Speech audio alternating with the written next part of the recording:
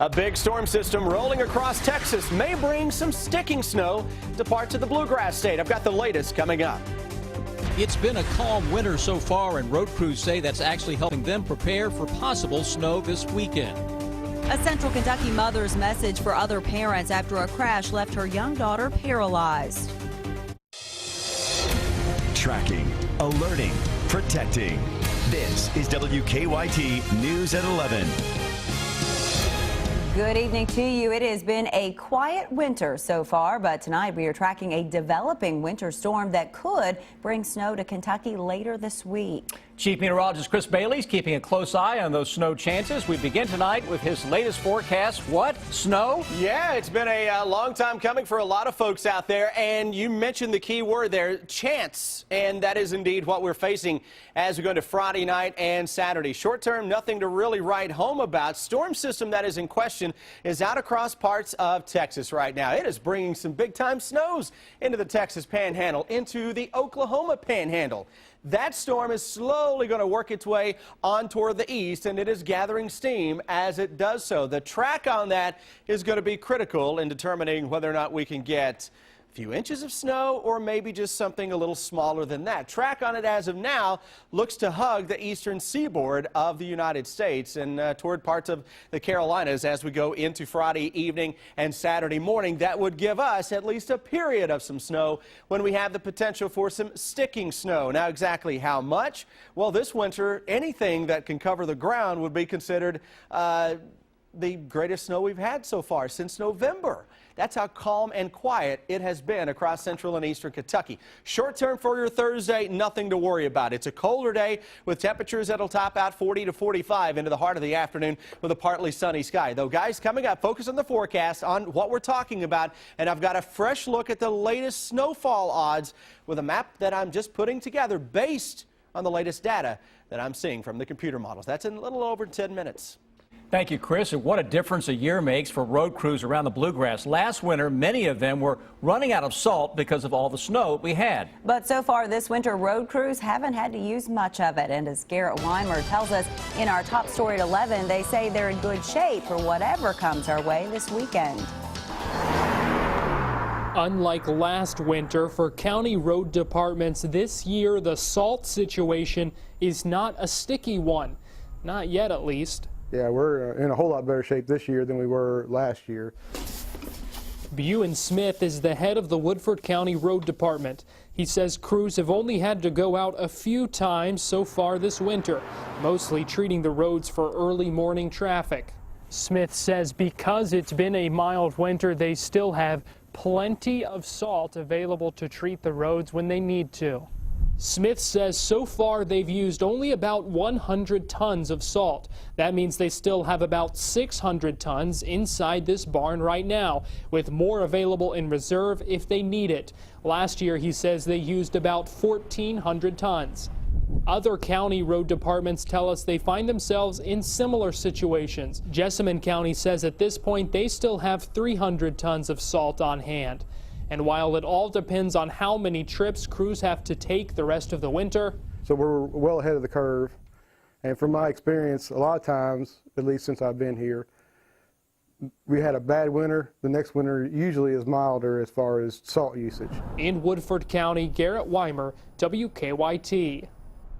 Smith says not having to go out to treat the roads often has let them work on some of the problems with their aging equipment before the heavy snow hits. Caught on tape, police in northern Kentucky say someone stole a van with a mentally disabled man inside. This happened right out in the open. It happened this afternoon outside a store in Newport. This is eyewitness video showing the theft of that green minivan right there. Newport police say a man tried to steal it from the store, tried to steal something from the store, but loss prevention officers confronted him. Police say the man pointed a gun at them, ran to a van to a nearby parking lot. They say the man forced the driver out of the van, jumped in, and drove off. But police say the disabled man, Clifford Dragoo, who was in the back seat, they found him a few hours later safe in Cincinnati. And they also found the van, but police have not been able to find the man who stole it. So tonight, Newport police have released this surveillance picture of the suspect. Close call at a Lexington business tonight. Employees think that two people may have intended to rob it. Lexington police were called to Advance Auto Parts over on Versailles Road. Police say an employee noticed two people walk into the store with bandanas over their faces. But the employee says those people didn't see anyone inside. Police say the people walked through the building and right out the back door. The employee then called for help. Police say nothing was taken and no arrests have been made. The same store was robbed last week. Tonight, the grandfather of a Kentucky teenager says the girl was in a bad situation before she allegedly went on a crime spree with her 18-year-old boyfriend. Police say they found 13-year-old Cheyenne Phillips and Dalton Hayes last weekend in Florida. The two are from Grayson County. Cheyenne's mother, Sherry Peters, has been arrested on a custodial interference charge. Peters lost custody and visitation rights of Cheyenne years ago, but police say Peters went to Cheyenne's home on January 3rd and picked her up. That is the same day Cheyenne's father reported her missing. Peters' father says Cheyenne and her mother had been seeing each other recently. I know for a fact Cheyenne has texted her and called her all hours of the morning somewhere in Grayson County. I mean, the girl runs and does as she pleases, and that's not right. Peters has been convicted of drug charges and domestic violence in the past, but her family is standing by her. They say she's been wrongly blamed for what happened over the last few weeks. Tonight, firefighters say a massive fire has destroyed hundreds of apartments in New Jersey. The fire has been burning for hours in Edgewater, which is just across the Hudson River from New York City. No injuries have been reported, but firefighters say 400 people had to be evacuated. Firefighters also say they've also used much of the water on the fire, and some fire hydrants are running low. They're not sure how the fire started. Tonight, a Woodford County mother has a message she says that all parents of young children should hear. Her 6-year-old daughter has been left paralyzed by a crash that happened months ago. And she says this crash shows why young children should never ride in the front seat of a car. New at 11, Jordan Valines talks to the mother. Throughout life, we'll face moments that define our days ahead. At this point, I'm just dealing with this reality. That test the strength of the human spirit. We are lucky to be alive. And the resilience that resides in this 6-year-old. This is not going to stop her from doing anything. Is a testament to that strength. She's my light. A light that's helped them through the dark days they've had since last October. It was very easy for me to rationalize in my head, since we were just going to and from school to the house, that it was okay to let her sit in the front. When Rachel and her daughter Michelle were in a car wreck on the way to school. She was in the front seat with her seatbelt on. She had come out of the front seat of the seatbelt. In that accident, 6-year-old Michelle sustained a spinal cord injury, paralyzing her from the chest down. What would have happened had she been in the back seat?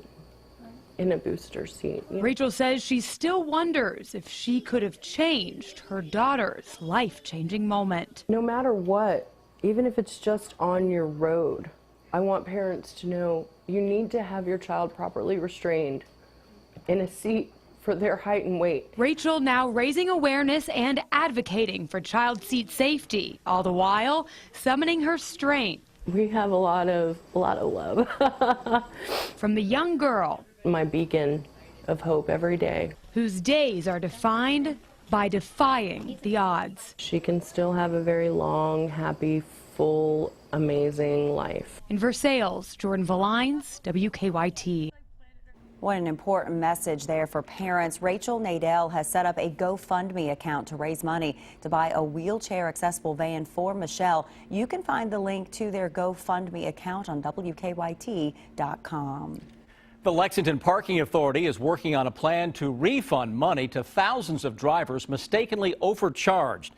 Yesterday, LexPark leaders announced parking tickets for thousands of drivers were mistakenly doubled between the years of 2008 and 2012. That added up to nearly $100,000. The Parking Authority made the announcement after WKYT started asking questions about the tickets. LexPark leaders say they're now making plans to refund the drivers who were overcharged. We have 97% of the addresses and names who we think are the people affected by this, and we're going to send those out and make it, check the box, send it back in, and once we get that back, we'll send them a check along with the voucher for the parking garages. Lex Park leaders say those overcharged will receive the $15 penalty refunded along with a $3 parking garage voucher. The Fayette County Board of Education is asking for your help in finding the district's next superintendent. Board members say they are working with K-12 Insight, a public engagement firm, to find the best ways to get feedback from students, families, school employees, and other members of the community. The district is planning some listening sessions to get feedback from the community. Those are expected to be held in February. A federal investigation into the shooting death of a Missouri teenager by a police officer has ended, but in 9 minutes, will it lead to any charges? And then some parents aren't happy about it. Why one Eastern Kentucky school is now locking bathrooms during classes. A federal investigation into the shooting death of a Ferguson, Missouri teenager by a police officer has ended. And the man at the center of it is expected to be cleared. The FBI was looking into whether the now former officer violated civil rights. Omar Villafranca has the latest. Law enforcement sources tell CBS News that no civil rights charges are expected to be filed against former Ferguson police officer Darren Wilson for the August shooting death of Michael Brown. Wilson shot the unarmed 18-year-old multiple times during an altercation August 9th. Sources say the FBI has completed interviews with more than 200 people, and agents have reviewed numerous surveillance tapes and cell phone videos which captured part of the fatal incident. The FBI report has been turned over to federal prosecutors. An attorney for the Brown family released a statement saying they will wait for official word from the Justice Department regarding whether or not any charges will be filed against the police officer who shot and killed him. The family won't address speculation from anonymous sources. In November, a Missouri grand jury cleared Wilson of state charges. That decision sparked violent protests, which included businesses being set on fire or looted. St. Louis County Police released this video from one looted store. They're trying to identify almost 200 suspects seen breaking in and carrying things out. Omar Villafranca, CBS News. The Justice Department is still investigating the Ferguson Police Department as a whole. Prosecutors are trying to determine if the largely white police force has a history of discrimination and racial profiling. A Clay County woman charged with murder for the death of her husband says she's not guilty. Amy Burkhart was arraigned this morning. Police say Burkhart was caring for her paralyzed husband, Charles. Police say that Charles was dehydrated, malnourished, and had bed sores when he was brought to the hospital last week. He later died.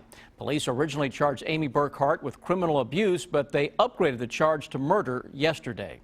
Some controversy at an Eastern Kentucky school. School leaders are locking bathrooms during classes. The new policy started yesterday at Breathitt County High School. Students who need to use the bathroom during classes now have to sign in at the front office first. The principal said the decision came because of some ongoing problems.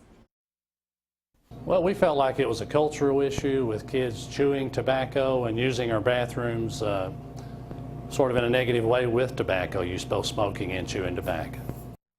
Bathrooms are still open between classes, before school, and during lunch. School leaders say they've received complaints from some parents. School leaders plan to meet tomorrow to determine if the new policy is working. Now, the wait is almost over now for Kroger shoppers in Lexington. Tomorrow morning, the new Kroger store on Euclid Avenue will be open for business. We had a sneak peek inside today. Kroger leaders say the store is unlike any other store in the country. It features a rooftop parking deck, underground storage, and murals throughout the store. The store opens at 8 a.m. and Coach John Calipari will be cutting the ribbon. So expect a big crowd, especially because he's going to be there. Yeah, absolutely. Pretty cool over there. Well,